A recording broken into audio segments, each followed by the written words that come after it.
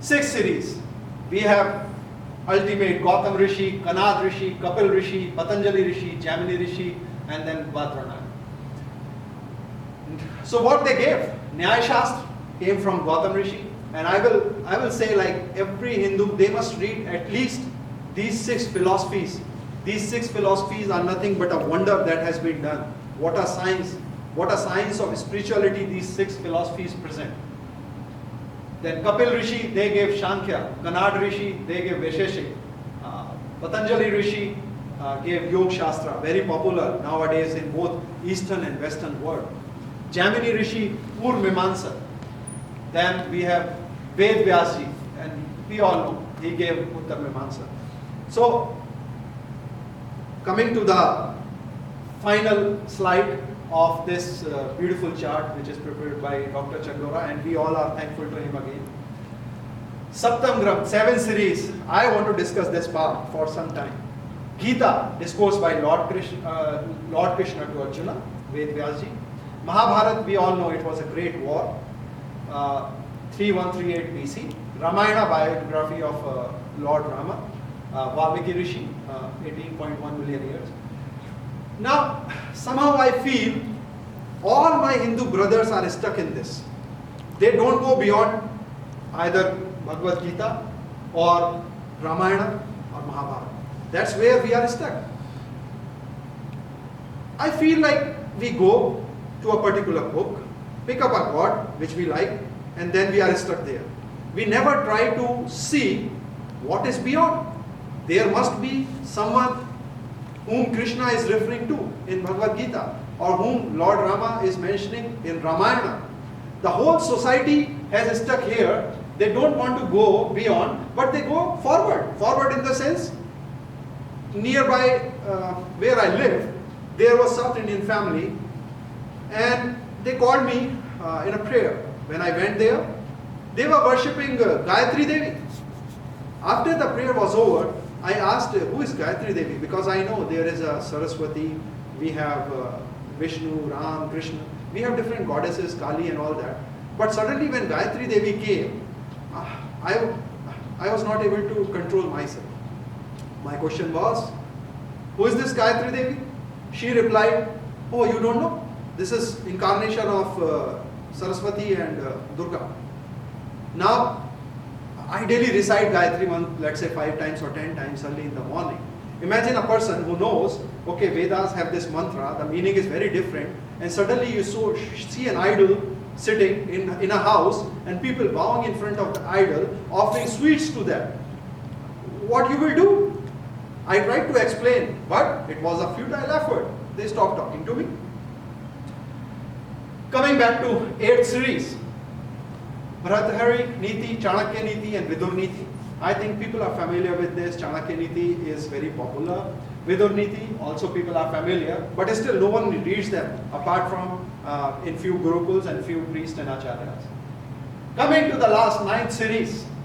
So what happened, if you see from billions of years to 3138 BC and just to a couple of hundred years, because new religions started coming like Buddhism, Jainism, Sikhism, Islam, Christianity and all different religions, the word got spoiled. The true dharmic views were not there now. Everyone was propagating their own line of thought or a stream of thought. At that time, there came a person by the name Maharishi Dayananda Saraswati.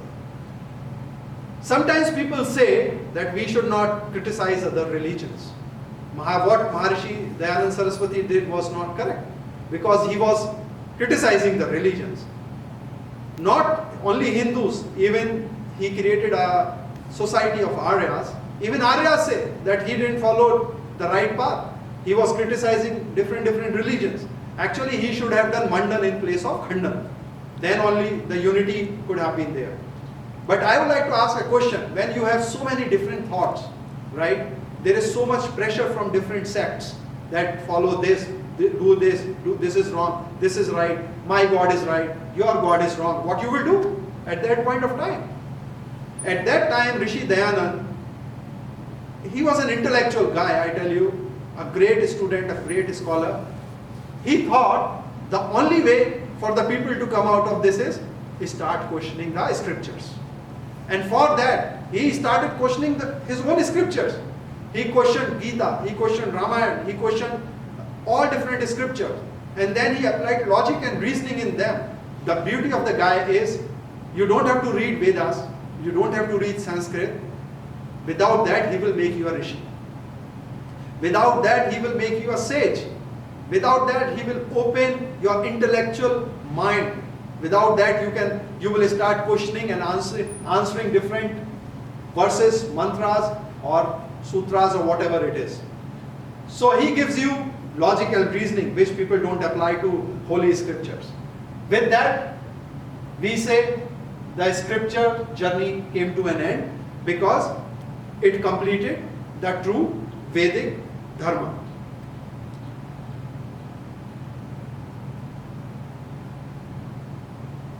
With this, before we delve into this presentation, it is very important that those who are listening or watching this presentation, we understand the difference between truth and a lie. In case if you all feel that you abide by truth in life, and in case if you feel that you are so courageous that you can give away your thoughts which might be there from last 30 years, 40 years or generations, in case if you feel, then continue with this journey. I know there are so many leaders in our Hindu society, even from different political parties, even from different groups. Even in US I have seen the leaders of different societies. They consider themselves very spiritual minded people, and they say all these bookish talks are not required, just meditate. There is a big, I will use some different word, there is a big drama going on in the society on the name of meditation and spirituality, if you ask me. Everyone, if you see in Hindus, every temple you go, every place you go, they say spirituality is everything. We have to merge with consciousness. We need to get moksha. And I would like to give a very beautiful example at this point of time. Tell me, the whole Hindu society is after meditation. Consider it like a garden where a lot of flowers are there, Hinduism, and there are gardeners who are coming and giving water to the plants every morning. They are doing this continuously from months and months, but not even a single flower blooms. There is only one small flower in the corner of the garden which is blooming, where the water is not reaching.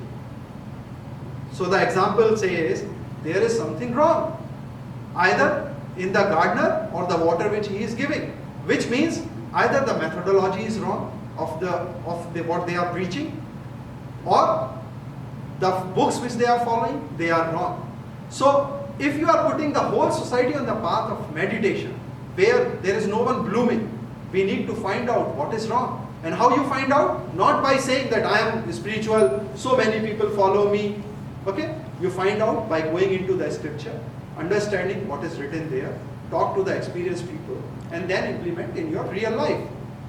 So, coming back to truth versus lie. The example which I gave was the reason why only those people should go ahead who want to follow truth. Because myself, in my life, I followed something for, let's say, 30 years. But when I started reading the actual scriptures and meditating a little bit, I found out what the truth is. And I want all of you to be in that journey with me to find that why Hindus only most of the time move to Christianity or they change their religion. So truth is the rarest of all commodities. Keep in mind, everything calculated to advance the dissemination of truth is like poison to begin with, but like nectar in the end. The pleasure one experiences in enjoying the best thing of this world does not equal 1,000 part of the pleasure one feels after acquiring true knowledge. I can assure you, whatever you might be following, whatever belief system you have, whatever religion you follow, once you go through this presentation and you go back and ask questions on what you follow, you are going to come out of that thought process which has grappled your mind in last 40 years or 50 years. So let's continue with our journey. The forgotten 10 by Hindus. In our Hindu society, we don't read any scriptures. As I told you, 0.0025% people read the scriptures. Even out of those 0.0025%, forget about rest of the common people. These 0.0025%, they have also forgotten nearly what are the 10 basic principles that we all must follow as per Vedas. Principle number 1, God is the original source of all that is true knowledge. Principle number 2, God is almighty. So very interesting, rather than going into all 10 principles, I'll shorten the talk and say, as per Hinduism, the God is one, formless, never takes birth, because something which is formless and which is prevalent across the universe, what is the need of taking birth when he is in and out of everything? That is what Hinduism is. It is purely a monotheistic religion, the first religion where God is truly one with no form. And there are 5 attributes. So to all my viewers and listeners, I'll give a Brahmastra. Brahmastra means something, or it's a weapon which was used long back in Ramayana and Mahabharata war to destroy or annihilate the enemy completely. Consider it like a nuclear weapon where there is nothing you can do once it blasts off. 5 properties. Omniscient, all knowledgeable. God has to be